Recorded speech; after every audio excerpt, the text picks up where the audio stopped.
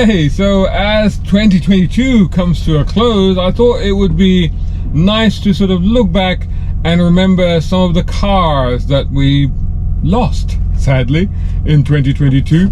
And there's been some quite epic cars that have stopped production this year. So it's definitely worth just pausing a moment and giving them a little bit of a respect and a hat tip. Brown car guy. Right, so I'm going to do this in alphabetical order. And first up, we're looking at BMWs. Now, whatever you may think of the BMW i3, you know, and by today's standards, if you're looking at it as an electric car, it's, you know, probably not the best thing around. But it's one of the first electric cars that I drove, actually. I drove it on an event in Germany, I remember. And it was the first time I tried one pedal. So for that also, I do remember the car. That was the first time I tried a one pedal, and I actually quite liked that. I was like, whoa, this is actually quite clever. I didn't like when I first heard about it, I didn't like the idea of a one pedal driving mode. I was like, oh, that's like, you know, it's like doing away with manual gearboxes and clutches, and now there's just the one pedal. But actually, in the real world, in practice, it was quite good. But anyway, of course, it also came as a hybrid and also as that, and it still makes a great to use purchase today. But the range isn't great, so it's almost like, you know, it's basically, if you're going to use it around town and stuff, then it kind of makes sense, and that's probably where it's best used. But anyway, so goodbye to that car. That's been around a while. BMW, of course, are firmly moving into lots of new hybrid and electric cars. So I guess the days of the i3 are over. Sticking with BMW, another car that blew my mind when I drove it years ago was the BMW M2. I drove the M2 both on the road, where I just completely fell in love with the car, because it reminded me a lot of this car actually that I'm in at the moment, which is the E30. Because unlike compared to this, I would say relatively bloated 3 Series, contemporary E3 Series, contemporary 3 Series, the M2, or the 2 Series if you like, feels a bit like this. It feels like it's got these sort of dimensions. It's got, you know, it's got this sort of compact feel about it. So it reminded me of this, but also the M2 was just bonkers. And I remember driving the M2, actually I think it was the M2 competition. I drove it on Yas Marina circuit.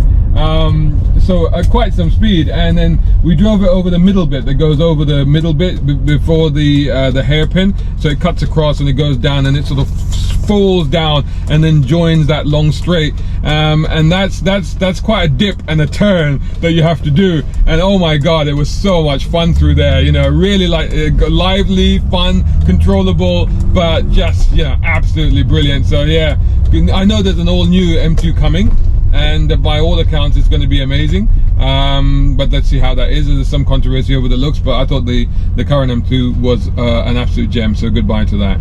Next, we're moving on to the Dodge Charger and the Challenger. Oh my god, these two are also amongst my favorite. Not just my favorite, but I mean the Challenger was still, I think it was still vying for position with the Camaro, and just below the Mustang in the American muscle car top 3 sales for the last few years.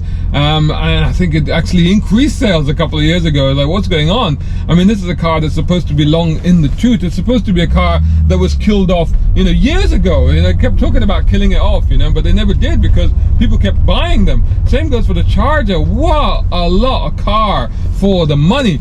And not only in America, but of course in the Middle East, these cars were so popular and such huge sellers, the Challenger and the Charger. The Charger, even in obviously in V8 guys, it was amazing, but a lot of people look at it, you know, in the 6-cylinder guys and thought, actually, you know, this is great value. What a big car, what a load of metal, you know, for the money. Staggering and actually brilliant as well.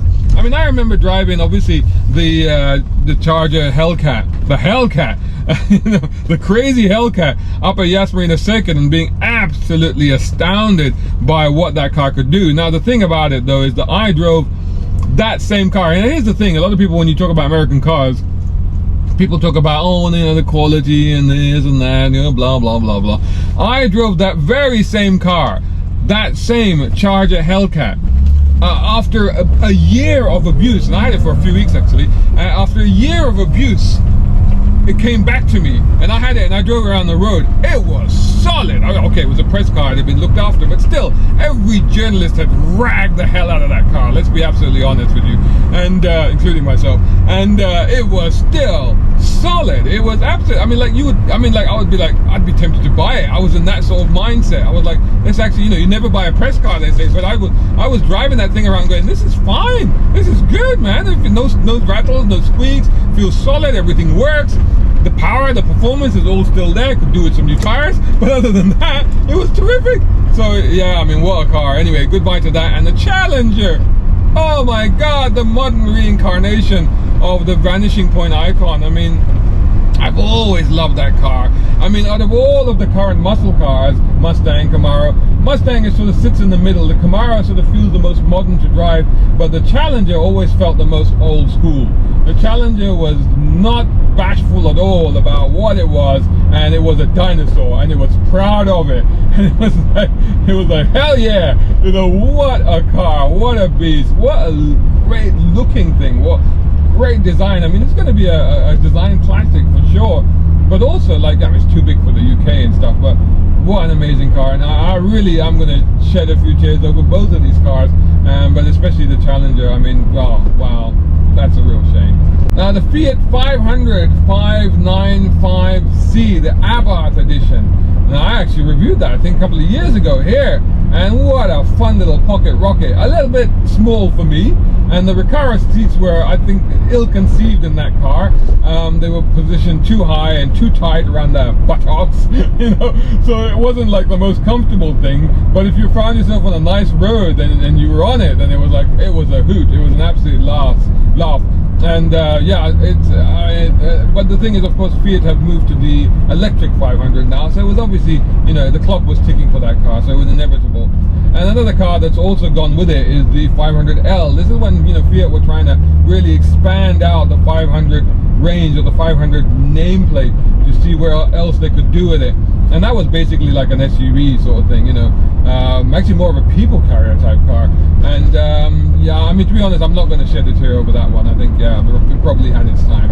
The Ford EcoSport, yeah, this was a big car in India, actually. It was built in India, but Ford pulled out of India a while back, so they stopped manufacturing the car there. Now they've stopped manufacturing it everywhere. I remember driving it and reviewing it in the Middle East and thinking, actually, it was a good little car for the money.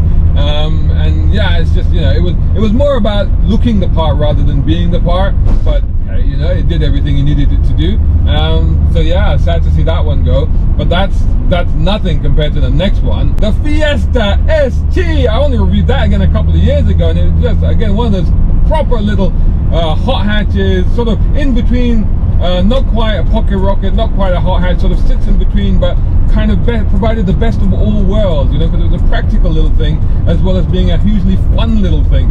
And you regress to your childhood when you drove that car. You became a teenager again behind the wheel, and it was just such a hoot. And it was one of the best hot hatches around, let's be honest, but sadly that one now is no more. And of course that's no more because the Fiesta itself has been killed. So hat tip also to Fiesta, because Fiesta, what a nameplate, especially here in the UK.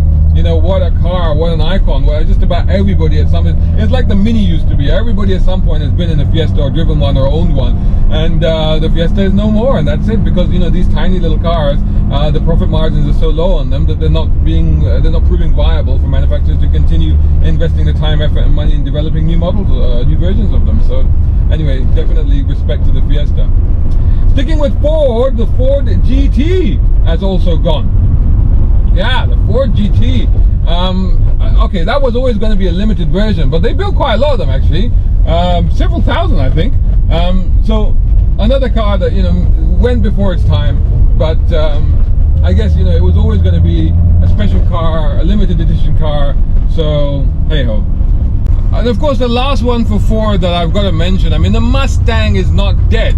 There's another Mustang coming, and thank the Lord for the fact that not only is there another Mustang coming, but that Mustang is going to continue to be a V8. So we're still going to get a V8 Mustang, and that is very good news.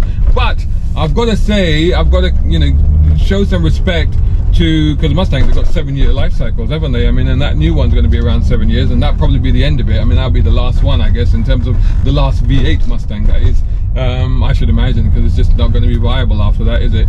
But so that'll take us up to 2030, in fact. But the current one, the S550 as people call it, I've driven them so many times. I've run them long term. I wanted one badly. I almost bought one. I mean, you know what? And I think that, to me, I've got to give it some respect. I've got to put it in this list, because I think that, you know, I haven't driven the new car. Obviously, it's just been launched, but and I'm looking forward to trying it hopefully soon.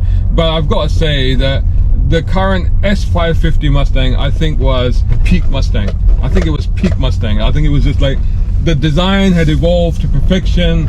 The quality was there.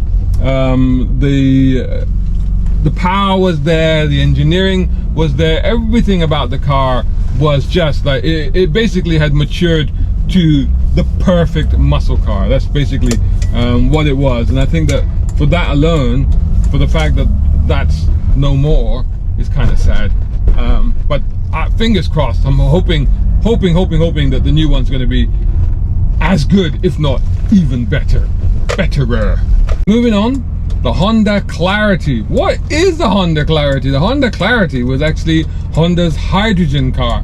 Toyota are still selling their Mirai. It's still on sale. In fact, they redesigned it. It looks stunning now.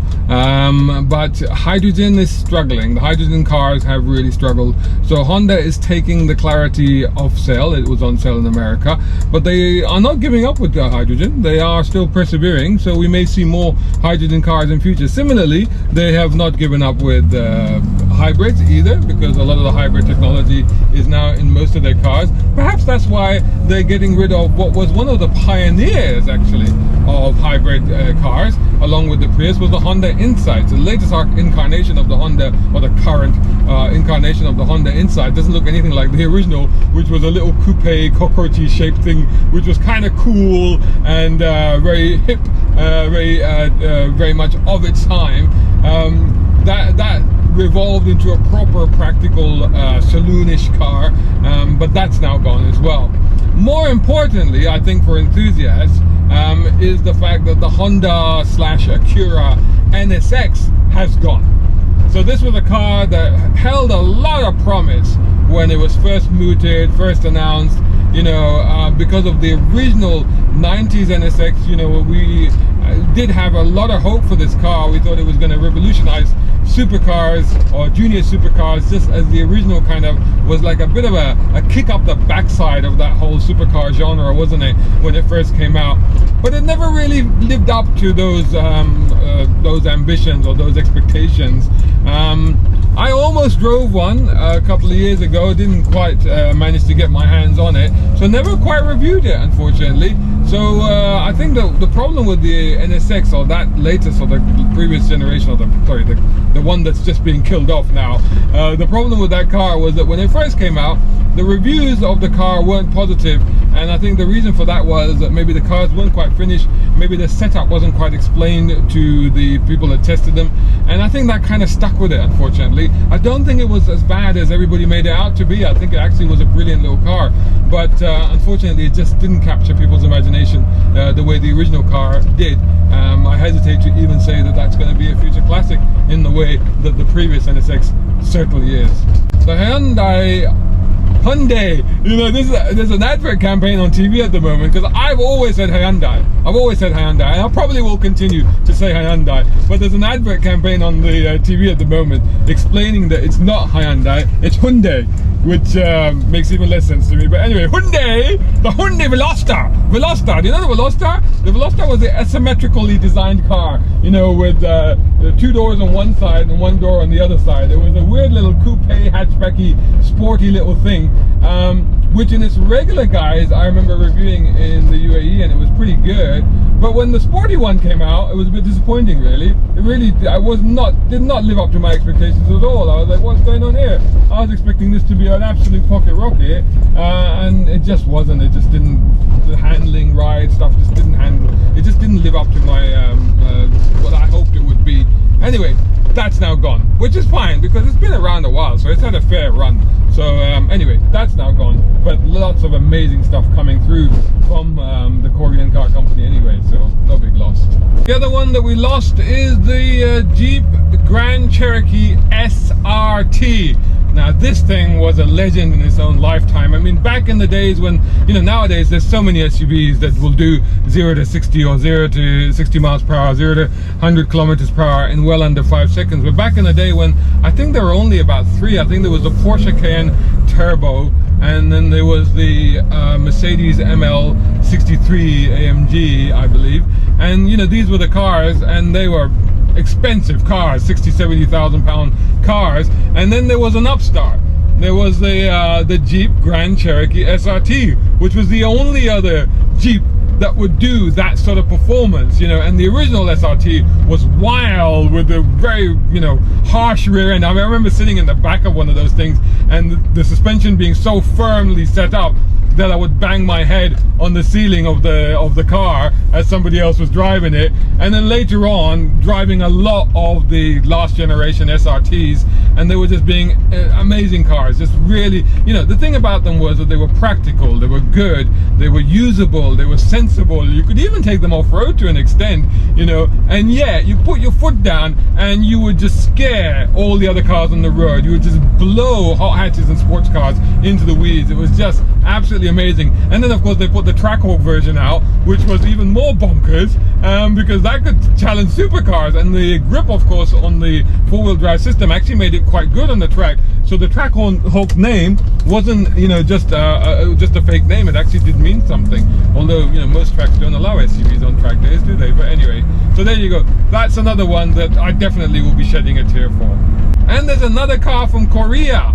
Another car that we have to actually really mourn, because this was a real game changer when it came out. I am talking about the Kia Stinger. And this was from a company that wasn't known for making anything like this, and suddenly they came out with what was basically a saloon with rear-wheel drive, with 6-cylinder performance, and it really went and basically was in the league of BMWs and that sort of cars.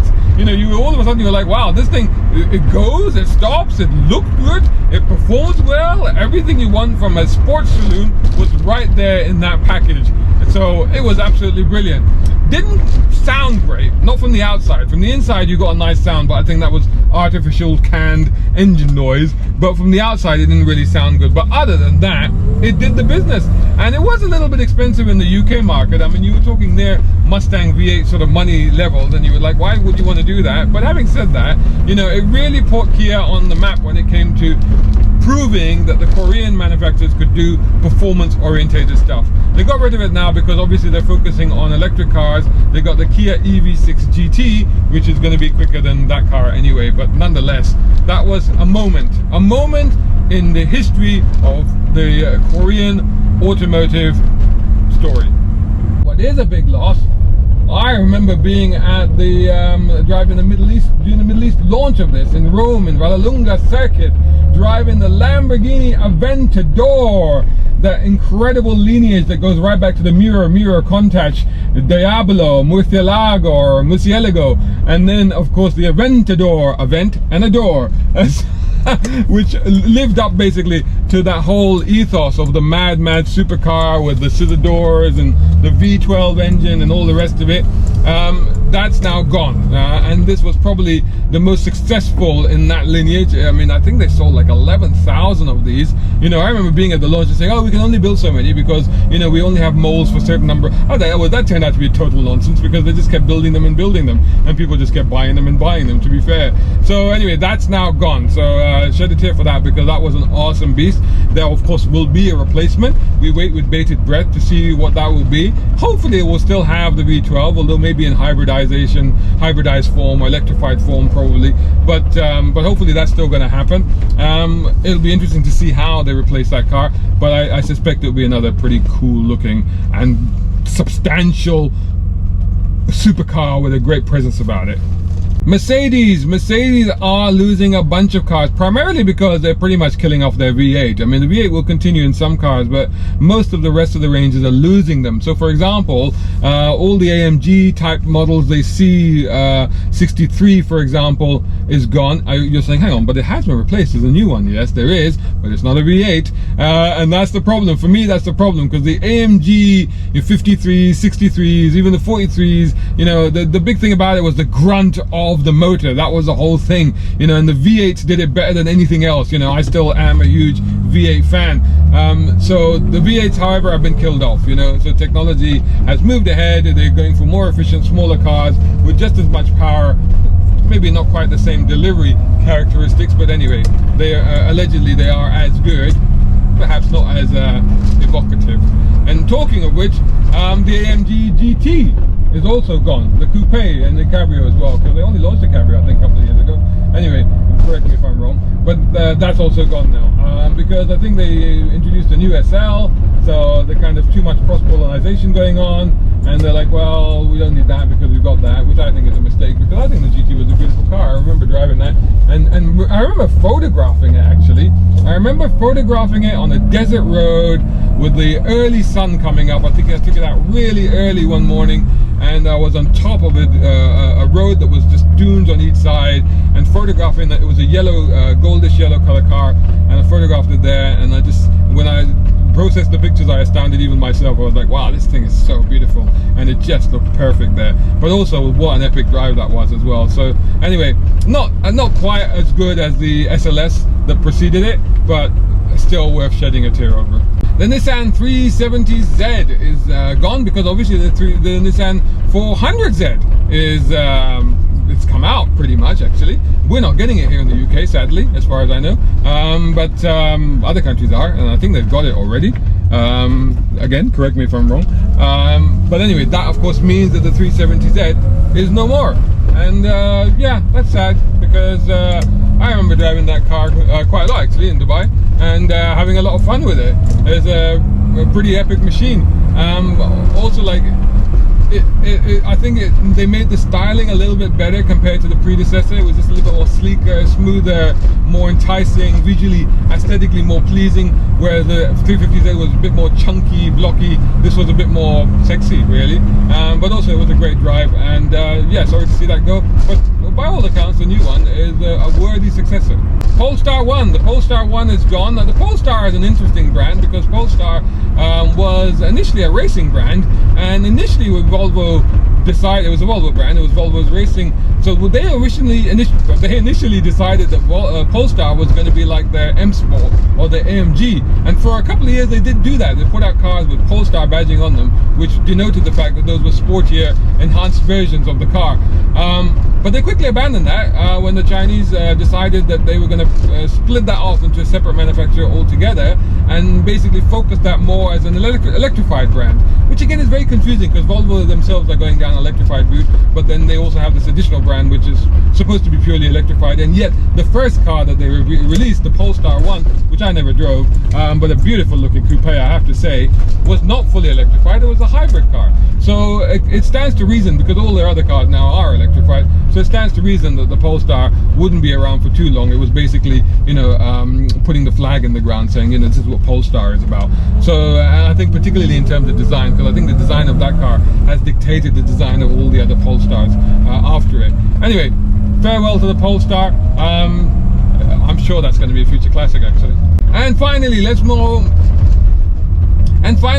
on to not one but two Rolls-Royces. I remember driving a Rolls-Royce Wraith. In fact, if you Google Rolls-Royce Wraith and camels, then you will find probably our pictures, because I remember we had a gold and white two-tone Rolls-Royce Wraith, and we took it into the desert when I was back in Merchant Middle East. We took some pictures, and after a few weeks I found that they were circulating everywhere. They kept popping up on my Instagram. Basically, they've been stolen. Yeah, you can't do anything. Once it's on the internet, it's on the internet. What are you going to do? But it's out there even now. If you Google that picture will come up, and it's just basically a bunch of camels taking a great deal of interest in this Rolls-Royce Wraith, which they must have assumed must be like mummy camel, because it was kind of the same sort of color as the desert and as them. So it was very strange. But anyway, the Wraith, opulence, luxury, what a thing. And then on top of that, the Dawn, the Rolls-Royce Dawn, which I did a review of that as well, and I drove that through Dubai with the roof down,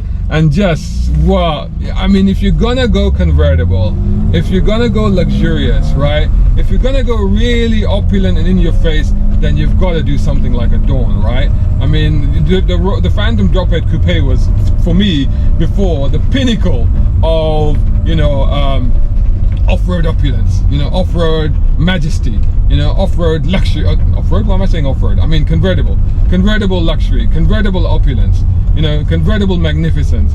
And then the Dawn came along, and then I was like, okay, that was just brilliant, you know, and it was just a beautiful car, and just such a thing to be in. So much. You feel so good about it, you know, and the song kind of fit, doesn't it? Because it's a new dawn, it's a new day, you know, and they talked about, you know, and I feel good, and that song kind of perfectly fitted with that car, so that made perfect sense. But of course, it also makes sense that the Dawn and the Wraith are no more, because obviously they are from the previous generation of Ghost and Phantom. So the Ghost being Phantom being now a completely new platform, and the Ghost and the Cullinan and all these other cars now being based off that platform. So, oh, for goodness sakes, really? Wow, you weren't paying attention. Sorry. Honestly, some people like are just dozy at the wheel. It's like, what are you doing? Can you not see what's going on? I wanted the car to move so that it would give space not only for me to move out, but another car to come into the road that I was on. And one of the cars was sort of obstructing it because it was halfway across the junction. So they kindly moved, and then the person behind them moved as well. I'm like, what are you doing? Didn't want you to move, but anyway, different story. So anyway, farewell to the Rolls-Royce Ghost based Dawn and the Phantom based Wraith Coupe.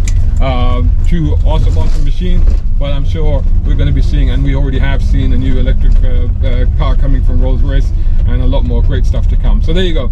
Goodbye to those cars. Farewell to the class of 2022. Brown car guy. Hope you enjoyed that video. If you did, please hit the like button and share this video as well if you can. And while you're at it, check out these guys who also sponsor my content. I am deeply grateful to them because it helps me to buy new equipment, put fuel in the cars, and yes, buy a cup of coffee. You can do the same. Just go here, or right here on YouTube. Just hit these three little dots down here and click on thanks. Make sure you're signed in first. My content is free, but this is how you can help me keep it that way. I may even send you a gift. Oh, by the way, watch this next.